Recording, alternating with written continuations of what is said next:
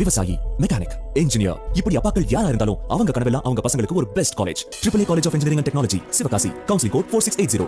21st rank in Anna University, National Board of Accreditation, NAC with A grade ISO certified institution, Best Engineering College in Virudhunagar district. தற்போது அரசு அலுவலர்களுக்கான அறிவிப்புகள் தொடர்பாக பேசுவதற்காக நம்மோடு தமிழ்நாடு ஆசிரியர் முன்னேற்ற சங்கத்தைச் சேர்ந்த தியாகராஜன் நம்மோடு இணைந்திருக்கிறார். சார் வணக்கம்.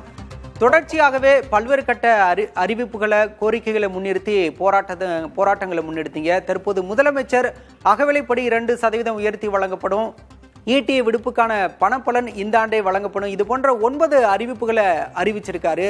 உங்களுடைய பிரதான கோரிக்கைகள் நிறைவேற்றப்பட்டிருக்கின்றனரா? என்ன எதிர்பார்ப்பு பூர்த்தி செய்யப்பட்டிருக்கிறதா சார்? முதல்ல தாயுள்ளத்தோடு இன்னைக்கு அரசு ஆசிரியர்களுடைய பல்வேறு கோரிக்கைகள் குறித்து சட்டமன்றத்தில் பேசியிருக்கிற மாண்புமிகு தமிழ்நாடு முதலமைச்சர் அவர்களுக்கு எங்களுடைய வரவேற்பையும் நன்றியும் நாங்கள் முதல்ல தெரிவிச்சுக்கிறோம். ஏன்னா பழைய ஓய்வூதிய திட்டத்தை அமல்படுத்த வேண்டும் என்பதுதான் எங்களுடைய பிரதான கோரிக்கை. இதற்காக கிட்டத்தட்ட 20 ஆண்டுகளுக்கு மேலாக நாங்கள் தொடர்ந்து போராடி வருகிறோம்.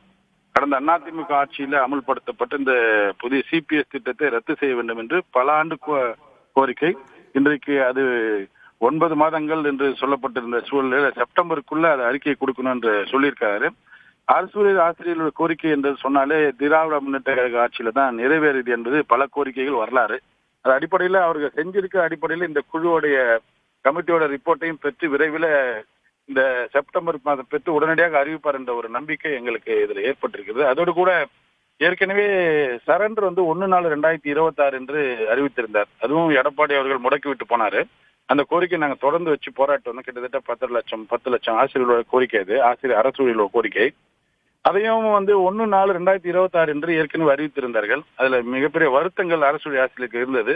மாண்புமிகு தமிழ்நாடு முதலமைச்சர் அவருக்கு கவனத்துக்கு கொண்டு சென்றோம். ஏற்கனவே மாண்புமிகு பொதுப்பணித்துறை அமைச்சர், மாண்புமிகு நிதி அமைச்சர், பள்ளிக்கல்வித்துறை அமைச்சர் அவர்கள் தலைமையில் இந்த பேச்சுவார்த்தையின் மூலமா நேரடியாக முதலமைச்சர் சந்திக்கும் போது தெரிவிச்சிருந்தோம். அதுல நீங்க மாற்றம் செய்யணும்னு.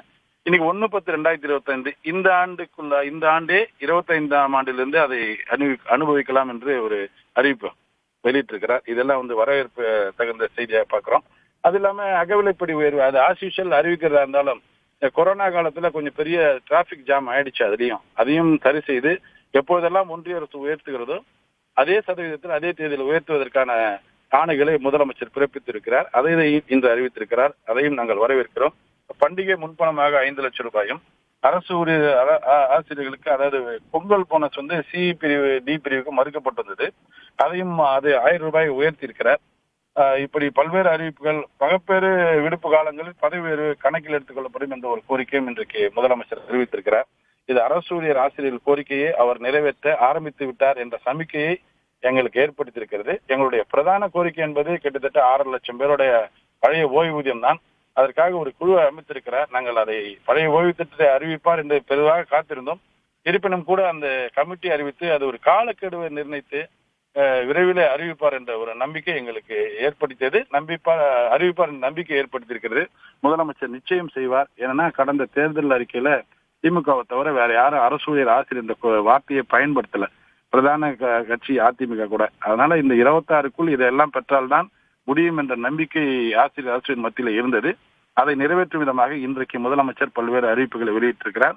தமிழ்நாடு ஆசிரியர் முன்னேற்ற சங்கத்தின் சார்பாக வரவேற்கிறோம், நன்றி தெரிவிக்கிறோம். விரைவில் பழைய ஓய்வூதிய திட்டத்தை விரைந்து அந்த கமிட்டி எல்லாம் பெற்று முதலமைச்சர் அறிவிப்பார் என்ற நம்பிக்கையோடு நாங்கள் காத்திருக்கிறோம். உங்களுடைய கருத்துக்களுக்கு நன்றி சார்.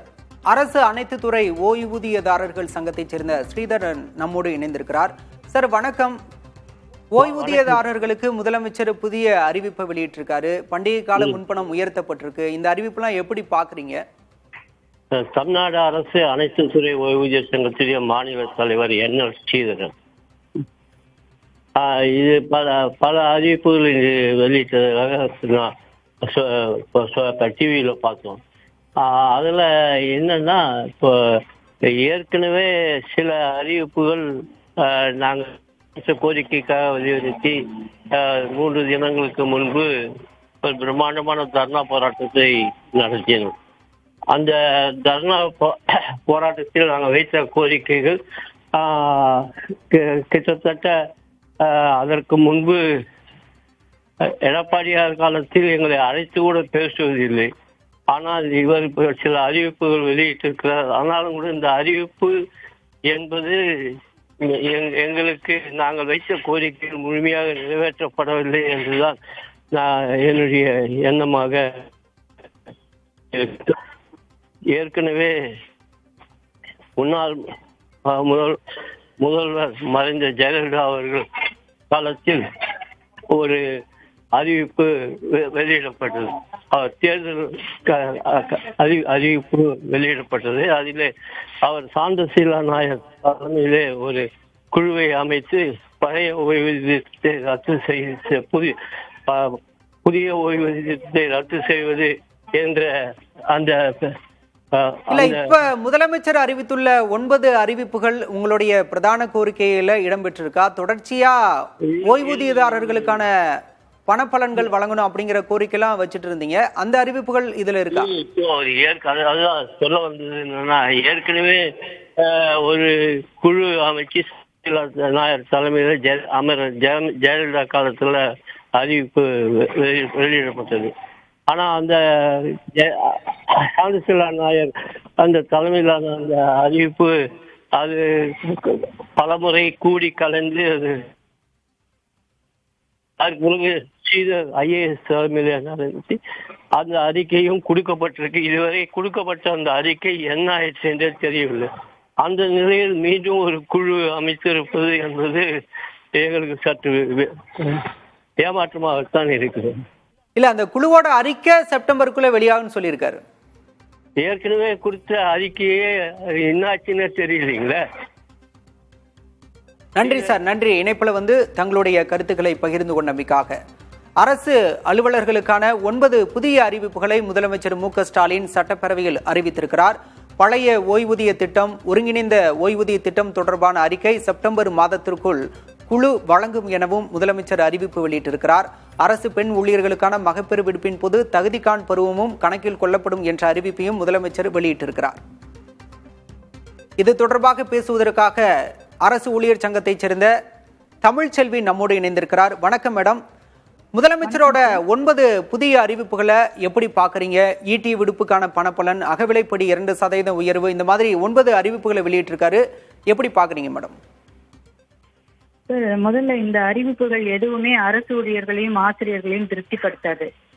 இரண்டாவதாக இதுல பழைய ஓய்வூதிய திட்டத்தை தருவதாக ஏற்கனவே இந்த அரசு வாக்குறுதி அளித்திருக்கு. இப்பொழுது இவர்கள் சொல்லக்கூடிய குழுவிற்கும் அரசு ஊழியர்களுக்கும் சம்பந்தம் இல்லை. ஏற்கனவே 19/2/2016 பழைய ஓய்வூதிய திட்டத்தை கொண்டு வருவது சம்பந்தமாக திருமதி சாந்தசீலா நாயர் ஐஏஎஸ் தலைமையில் போடப்பட்ட குழுவின் அறிக்கையே இதுவரை வெளியிடப்படவில்லை. இப்பொழுது இவர்கள் சொல்லக்கூடிய குழு என்பது முற்றிலும் அரசு ஊழியர்களுக்கு பொருந்தாத ஒரு குழு. எனவே ஓய்வூதியம் பொறுத்தவரை அரசு கொடுத்த வாக்குறுதியை நிறைவேற்றவில்லை என்பதை நாங்கள் இங்கே வருத்தத்தோடு பதிவு செய்கிறோம்.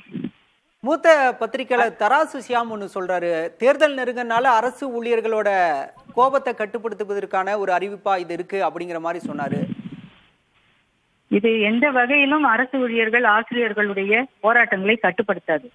எது அரசு ஊழியர்கள் ஆசிரியர்களுடைய போராட்டத்தை கட்டுப்படுத்தும் என்று சொன்னால், மத்திய அரசு ஊழியர்களுக்கு அமைப்பது போல 8வது ஊதிய குழுவை அமைப்பது, பழைய ஓய்வூதிய திட்டத்தை எந்தவித நிபந்தனையும் இன்றி எந்த குழுக்களினுடைய அறிக்கைக்கும் காத்திராமல் உடனடியாக அரசு வெளியிடுவது, அது மட்டுமல்லாமல் 30 ஆண்டுகளுக்கு மேலாக தொகுப்பூதியம், சிறப்பு காலமுறை ஊதியத்தில் இருக்கக்கூடிய சத்துணவு, அங்கன்வாடி உள்ளிட்ட 36 வகையான அரசு ஊழியர்களை பணி நிரந்தரம் செய்து காலமுறை ஊதியம் வழங்குவது. இந்த கோரிக்கைகளை ஆசிரியர்களுக்கும் அரசு ஊழியர்களுக்கும் வழங்கினால்தான் அரசு ஊழியர்கள் ஆசிரியர்களுடைய போராட்டம் தவிர்க்கப்படும். தொடர்ச்சியா 10 அம்ச கோரிக்கைகளை முன்னிறுத்தி போராட்டத்தை நடத்திட்டு இருந்தீங்க. இந்த அறிவிப்புல அந்த கோரிக்கைகள் எதுவுமே நிறைவேற்றப்படவில்லையா? கண்டிப்பாக இல்லை. சரண் விடுப்பு கூட நீங்க பாத்தீங்கன்னு சொன்னா, அது சரண் விடுப்பு என்பது ஏற்கனவே ஒரு செட்டில்டு இஷ்யூ. அதை நினைக்கும் பொழுதெல்லாம் நிறுத்தி வைத்துக் கொள்வதும், பிறகு இது போன்ற தேர்தல் காலங்களிலே அதை தருவதும், அதையும் அரைகுறையாக தருவது என்பது 2 ஆட்சியாளர்களுடைய வாடிக்கையாக இருக்கு. இது அரசு ஊழியர்களையும் ஆசிரியர்களையும் இன்னும் வேதனைக்கு உள்ளாக்குகிறது. இருக்கும் கோரிக்கையை, ஏற்கனவே அனுபவித்து இருக்கும் சலுகையை பறித்துக் கொள்வது, பிறகு அதை அரைகுறையாக தருவது என்பது எப்படி ஒரு ஜனநாயக நாட்டில் சரியாக இருக்கும்? நன்றி மேடம், நன்றி. பல்வேறு பிரதான கோரிக்கைகளை முன்வைத்தாலும் கூட முதலமைச்சரின் இந்த அறிவிப்பு ஏற்கத்தக்கது அல்ல. திருப்தி அளிக்கவில்லை என்ற கருத்தை பதிவு செஞ்சிருக்கீங்க.